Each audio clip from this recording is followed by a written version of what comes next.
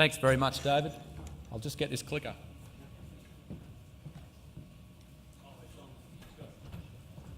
How good does that TransLink bus look? Well done to Volgren. Thanks for the opportunity to speak briefly with you today. Particularly, I'd like to acknowledge all of the Queensland-based operators in the room. Thank you for everything that you do, working in partnership with my team, not only in delivering services every day, but also lending a hand when we need help with natural disasters, with man-made disasters, and also with major events, particularly in the last 12 months in the lead into the Commonwealth Games. So that is very much appreciated.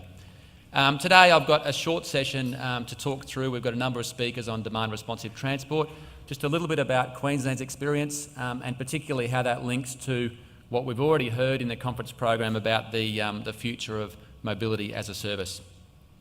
So you can see there what I'll cover, a little bit about some context in Queensland and what we do and the breadth of delivering a single integrated transport network that's accessible to everyone. A little bit about our emerging work around mobility as a service and where demand responsive transport fits within that framework. Starting with the numbers, you can see there, or hopefully you can see on the screen, public transport is on the rise in Queensland, which is great news. Within southeast Queensland, 182 million on our network across trains, trams, ferries and buses in the last financial year 17-18. That's growth of about 5.2 million, around about 3.5%. In context, population growth in southeast Queensland was about 2.5% over that period. So what we are seeing is growth in the mode share on public transport, which is terrific news. Of that 182 million, about 2/3 of that patronage is on bus. So bus is really the workhorse of the network, particularly in southeast Queensland. The investment that we put into busways and the breadth of the bus network in serving what is, in parts of our network, quite a low density suburbs. Regionally, you can see there 11.5 million trips. That is on the 18 different urban contracts we've got across Queensland in regional Queensland. That doesn't include the 130,000 students that are eligible for school transport on school buses. So that really, the big numbers in regional Queensland travel on school buses. So that's where mobility's at. Queensland is obviously a very large state. You can see where we are up in Cairns at the moment. We've got lots of different challenges across Queensland. We've got urban challenges that are really looking at ways of investing in mass transit solutions in southeast Queensland particularly. We've got regional challenges around how we can support the regional economy, tourism, and then we've got challenges in remote parts of Queensland. So some of those are in Western Queensland, some of them are in very remote parts in Torres Strait, in the Gulf, where we rely on subsidised aviation as the means of connecting communities with essential services.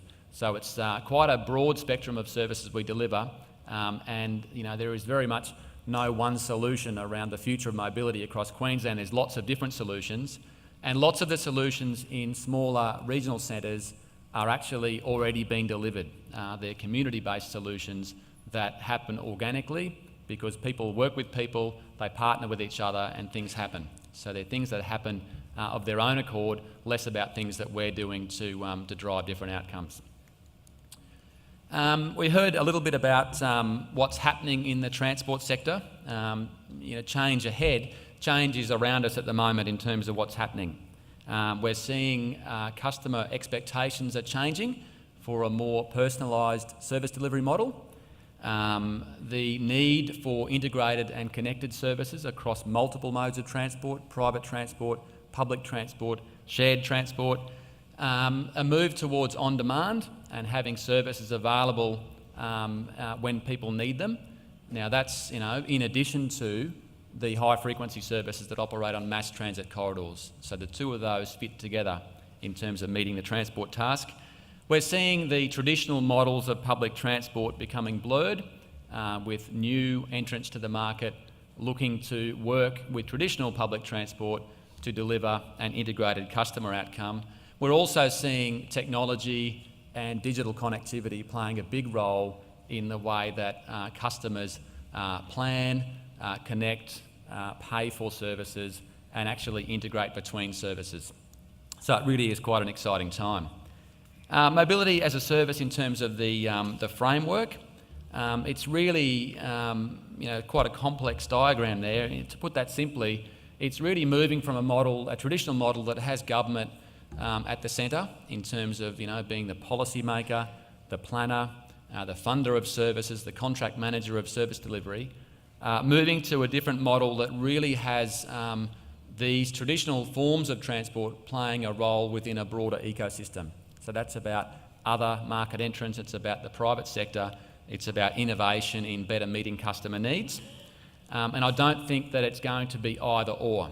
The comments that we heard from Graham Curry yesterday, in his own style, I absolutely reinforce the view that in our major centres, particularly on the east coast of Australia, mass transit will play a really important role in the livability and the productivity of cities. And that's by the geography of cities in terms of moving the large number of people in the most efficient means. And that's what we're seeing in southeast Queensland, it's what we're seeing in Sydney and Melbourne as well. So it's really about mass transit being the backbone of the network, being supported by some of these newer forms of mobility and how the two can work together. Our department is engaging in the future of mobility as a service. We don't have all the answers. We have set up a small team that are looking to work across the department. So looking at ways that we can start to rethink the way that we do business, the way that we regulate, legislate, the way that we contract, how we can actually encourage innovation and encourage new thinking around mobility. And we very much are keen to collaborate with industry as part of that journey. So it's a small team. What we want to do is move this concept from being largely a theoretical concept into something that's quite practical by means of looking at small pilots, trials, ways that we can think differently about service delivery and seeing how they work, measuring them, looking at whether they might be applicable in other parts of the network. So that's a journey that we've started, and we very much, we don't want to be a victim of change, we want to help to shape the change. So that's where we're at in the department. It's something that whether it's called new mobility, mobility as a service, whatever the tagline is for where we're headed, the fundamentals are really about government, so our team rethinking the way we work with industry to deliver more customised, personalised services that cover multiple modes. That's the crux of where we're headed. Which brings me on to demand responsive transport. So you can see there the little icon. DRT is really about that middle ground between personal transport, cycling, walking, driving, taxi, so the single occupant kind of transport, private transport, and the gap between mass transit. So it's really starting to navigate that space and looking for models that can help to meet that transport demand that sits in between the two of those. DRT in Queensland, a DRT in Australia is not new. We've seen and we've got models, successful models in Queensland that have been operating for more than 10 years. So you can see there the red Kango bus that operates in Toowoomba and Hervey Bay, been running for a long time. We introduced back in, I think it was about 2010, FlexiLink in Ipswich, which is in the sort of western part of Brisbane. Sunshine Coast, local governments that we work with operate what they call council cabs, which are basically maxi taxis that have multiple occupants that can hub out of a suburban shopping centre. So ways of connecting particularly elderly people with social outlets, retail, some of the services that are on offer in shopping centres. So lots of these things are already happening. What we've done is really started to look at, and this is probably for the network planners in the room, look at the different elements of the service design for demand responsive transport. So you can see there the different elements, so scheduling, whether it's fixed, whether it's demand responsive or somewhere in between, where it might operate on a shadow timetable that gets called up only when people are there. The route type, whether the service is fully flexible, whether it operates to a particular route, or whether it operates partly on a route and then partly goes off to serve needs within a particular area. Where the service picks up from, so whether it's a door-to-door service, whether it's what we call curb to curb, so that's a point, a geo-located point out front of somebody's house or in a community area, or whether it's what we call a checkpoint, so that's when you kind of amalgamate people into a particular zone for their pickup. And then the final space there in the green is really the relationship between the origin and the destination. So the service is picking up from disparate low-density local areas and connecting to a concentrated point like a train station or a major shopping centre, or are they doing the opposite, or are they doing a bit of both? So they're the parameters that really make up the different models in demand-responsive transport, and I think it highlights that there isn't really one solution that you could roll out everywhere. It really depends on the community that you're serving.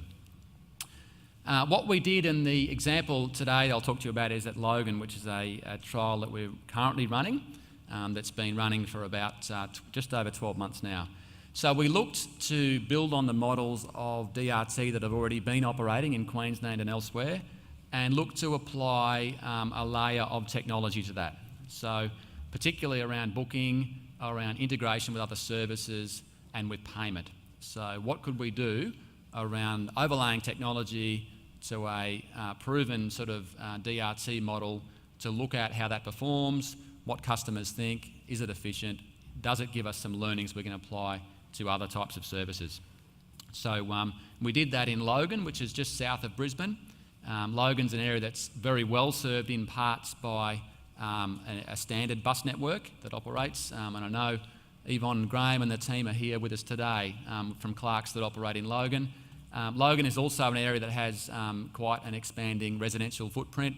Parts of Logan are in a sort of fairly rural residential type setting, very low density, very difficult to service with fixed route bus networks. There's just not the demand there to, at this stage, to service with bus. So we looked at, where are the areas where we know that there is unmet demand.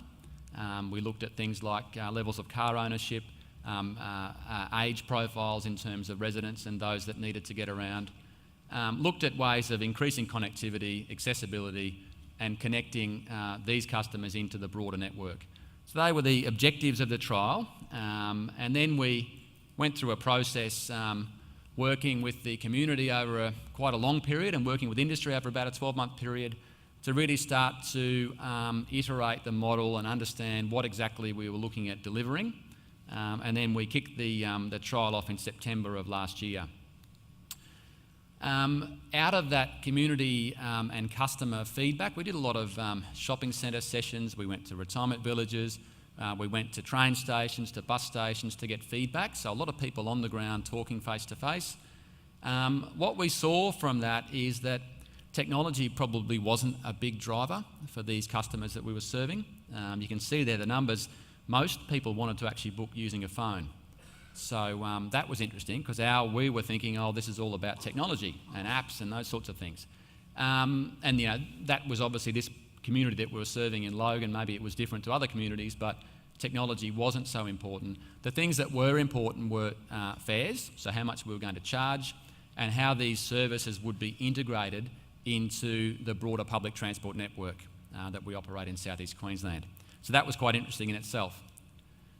The service plan that we landed on was a truly demand-responsive service. So we had 4 zones across Logan, 4 geographical areas that we operated DRT in. It was fully flexible, so would operate anywhere in those zones as required. And we landed on a curb-to-curb model. And again, that was probably one of the learnings, was that the technology in terms of GIS and the communications with customers about where to pick the service up, that's been quite a challenging part of the trial, is how you consolidate passengers and customers in a certain area in order to optimise the journey. And the relationship in the green there, we've landed on sort of the many to one is most of those 4 zones, which is picking up from a zone, a large area, and connecting into a number of train stations and shopping centres, so smaller single locations. I won't go into all of the detail there. The key points are that we landed on, we looked and we went to market looking at bus solutions that were scaled down to a small bus, or taxi solutions that were scaled up to a DRT. In this particular trial, we landed on a taxi solution that was scaled up to a DRT, and that was after obviously a market-based process. The reason behind that is that we probably weren't certain as to the demand that we would be getting out of this area, given it was a service that wasn't currently offered, and the ability of taxis to be able to scale up or down depending on demand was the right solution for this area, and that's where we landed with Logan. 7 days a week, 6 a.m. to 10 p.m. So it wasn't just a service for people, in the middle of the off-peak, connecting into appointments or anything else. It was a genuine, and it is a genuine option, 7 days a week at a very good span of hours. The booking window caused a lot of challenges, and again, technology. We rolled out in September of last year with an 8-hour booking window, which even for some of the customers that we were serving, they found that very inconvenient. Even those that were, potentially not employed, retired, that had plenty of time on their hands, 8 hours was obviously way too long. So we, with the improvements that we've made, we've cut that back to 2 hours, which you could argue is probably still a long time to order a service and have to think ahead 2 hours before you want to travel. The fare zones, we introduced a special zone, so it respected it was consistent with all the concessions framework around the broader Translink network, including customers that don't pay for fares, those that are on a particular pass product.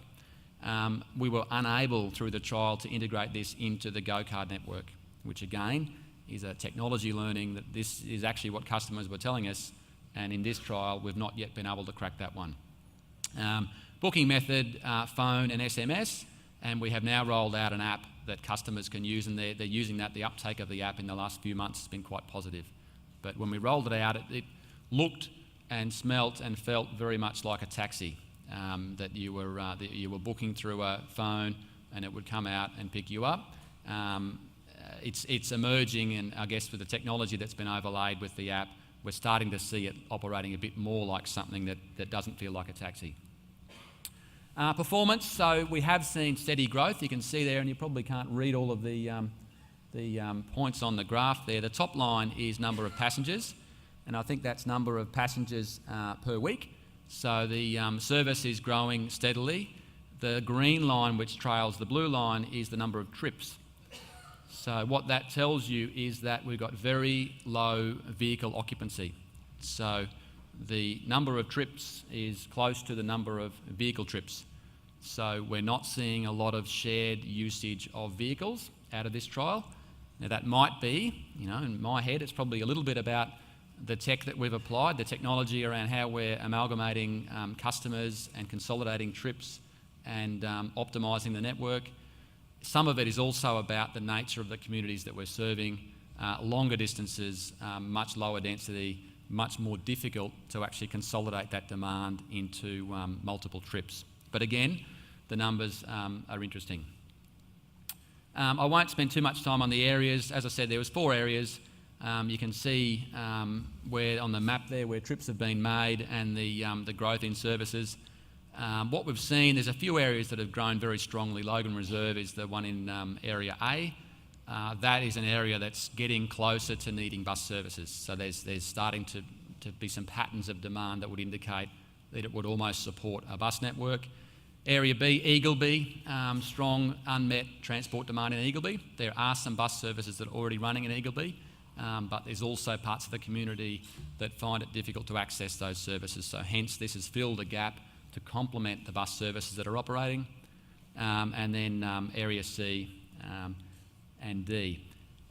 Final slide before I wrap up, and obviously happy to take questions during the break, and we'll hear from other speakers about DRT in other states. I guess I just wanted to finish up with 3 things in conclusion. One is that the department want to continue to explore other DRT models. We think that there is real opportunity for DRT, particularly scaling back from a bus service rather than scaling up from a taxi service. We've made commitments in the city deal in Townsville to collaboratively look with council at DRT opportunities around Townsville. I think there's other opportunities in other regional centres as well. The second one is we are aware of the need to have an overarching framework around technology. Clearly, we haven't we haven't met all of the technology needs for the trial that's running in Logan around fares and around booking. We need, as a transport agency, we need to develop a framework so that all of the new industry players and those that are existing can fit within a framework, so that we're not having 20 different apps and 10 different ways of paying. We need to have a single integrated network that includes all of these modes within it. So that's something that we're aware of and we're doing work on. And the third one is, I think, the importance of co-design. The Logan, yes, we spoke a lot to customers and we asked them what they wanted. We probably didn't engage heavily with the bus industry or with other players in the transport space. So I think the next trial that we do, I would love to see it organically develop somewhere and for someone to come to us and talk to us about what they think might work, because we don't hold all of the smarts around DRT. I think a lot of that sits with many of you in the room that are running bus networks, and you're able to see where that unmet transport demand is. So we're certainly keen to work with industry around other DRT opportunities into the future. And that's it for me. Thank you.